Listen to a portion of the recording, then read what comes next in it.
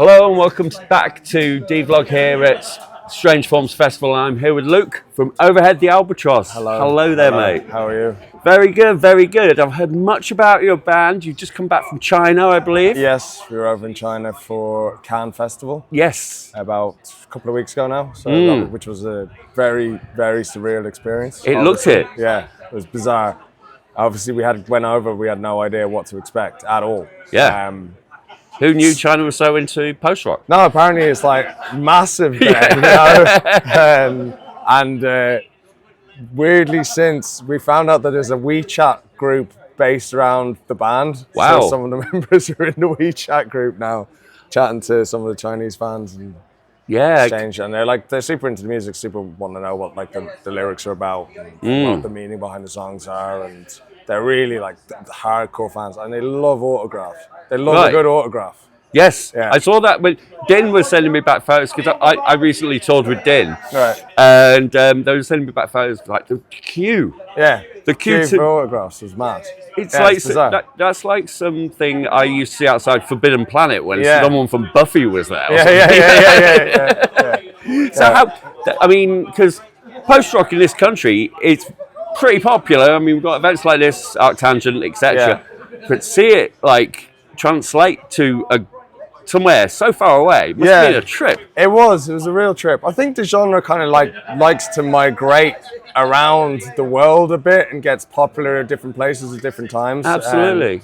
I remember hearing that it was super popular in India there a while ago, and maybe still is. I met a guy who was part of a festival they put on. They brought over a lot of post-rock bands.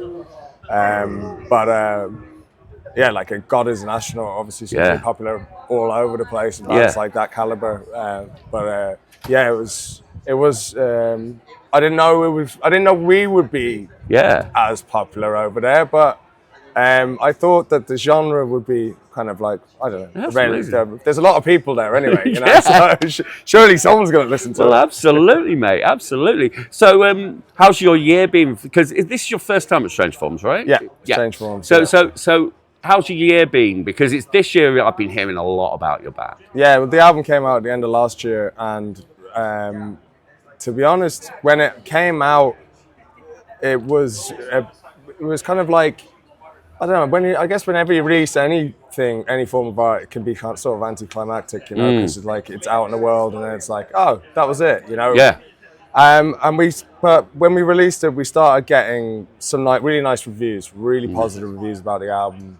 And a lot of blogs and online magazines kind of tipped it as their one of their top albums of the year, which was super overwhelmingly lovely to hear. But apart from that, then it was kind of oh right, okay, well that's nice, you know, we've got some critical success where people were really enjoying the music and really vibing with the tunes. But it wasn't translating into it didn't feel like it was translating into anything sort of tangible, right?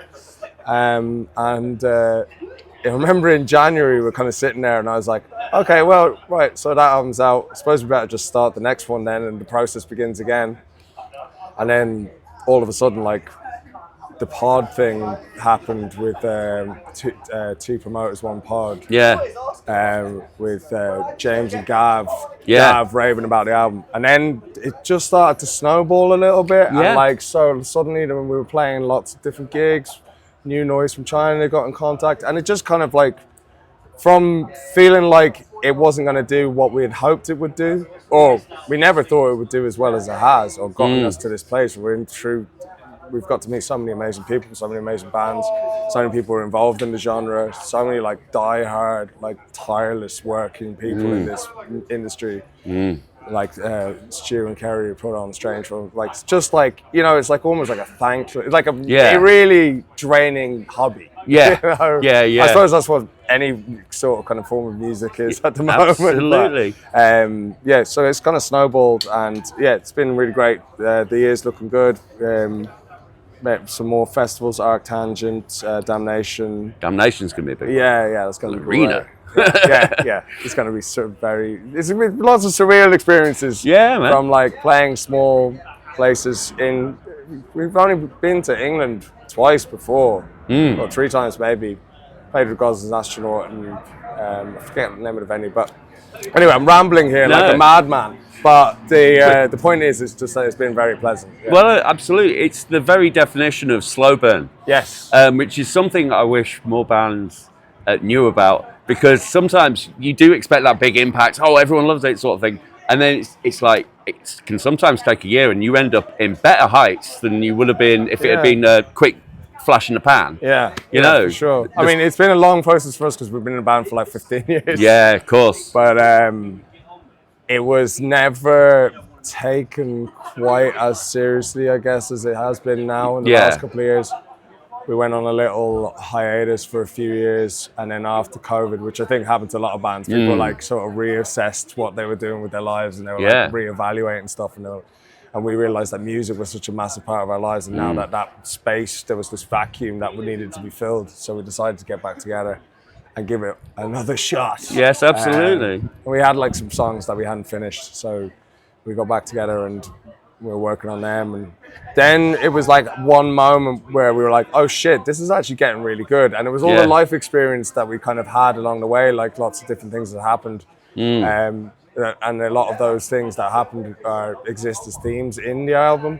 Like, you know, like deaths and births and kind of just love and lost love and all this kind of shit. All the life stuff. All the life shit. And we just managed to squeeze it into an hour. Yeah. So. Well, I think sometimes in some bands' cases, a hiatus is kind of a good thing, because when you come back, you start making the music you want to hear. Yes. Your priorities change slightly. Yeah, for sure, yeah. Did you find that? Definitely. I think that there was like a kind of like the shackles kind of came off a little bit. Like we always had the philosophy that we'll do whatever we want, but like I think we said it rather than practiced it more, you know. But I think as we kind of developed, our musical tastes developed, and we all got a little bit more mature. I think that just bled into the music more.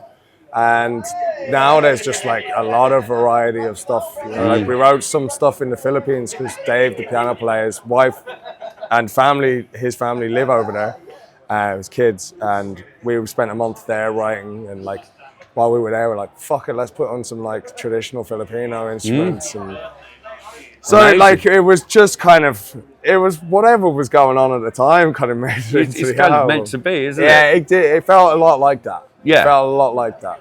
Yeah. Like there was one bit where we were like, we tried to contact loads of singers and no one wanted, I think when we send the demos to people, they kind of were a little bit intimidated, like, what the fuck do you want us to do with this, do you know? That's when you know you're on something good. like, when they can't categorize you. Yeah, they're like, they'd listen to the song and never respond. And I think Liverpool just scored another goal. We've had this all afternoon. But we couldn't get any singers, and me and Dave were in, like, they love karaoke in the Philippines, so me and Dave were having a couple of drinks in the karaoke bar, and there was a singer there, and she was, like, amazing, and we were like, yeah, let's just get her to sing some songs. So you're, like, writing on bits of paper, and, like, can she sing, like, the Cher song, Love After Love, Love After Love. We like got her to sing that. She absolutely nailed that. We kind of what we had in our head. We wanted like a 90s like kind of bangery kind of like style singing stuff. So just afterwards, I went up to her and I was like, "Look, this sounds really weird, and I'm not a creep, but do you want to record some vocals with us?" Yeah. So she came back the next day. She came over and to Dave's house. And we got her to put down some vocals. Yeah, so it was kind of like, it was all serendipitous stuff. Yeah. You know, like, so that's it. The universe wanted it. Yeah, I think so. Well, it got it anyway. That's amazing. So you're playing, you're about to play, you're going to play soon. What can we expect from the live experience? Not many songs, because our songs are all about 10 minutes long. So Sure. we've got a half-hour So set. an immersive set. We've got a half-hour set, so there'll be 3 songs played. Which is the joys of being in a post-rock band, I guess. Yeah, absolutely. I love all that. But what can you expect? I don't know. I mean, we've always like tried to put as much into our live show as we do into our writing, and I mean, hopefully hopefully people will enjoy it. I mean, I'm sure there's a lot of people who've never seen us before because we haven't played in England that many times. Well, so. you've been talked about a lot. Yeah. You know? So hopefully the hype's not too much now. You know, we've got to live up to this. It's not pressure. You're in the right place. There's a lot of like-minded people here. Yeah, for sure. No, the atmosphere here is beautiful. Yes. Really nice. Yeah, like, VLMV at the moment. Oh yeah, Alma just playing there, like, and you could hear complete silence. Yes. Like nobody speaking over his stuff. And it's so nice to be in a place where it's so respectful. It has been exceptionally respectful this weekend. It always is. This is my third time here, and it's always been a joy. Yeah. So, good luck. Thank you very much. Thank you so much for talking to me. Yeah, thanks for having us. Cheers. Thank you.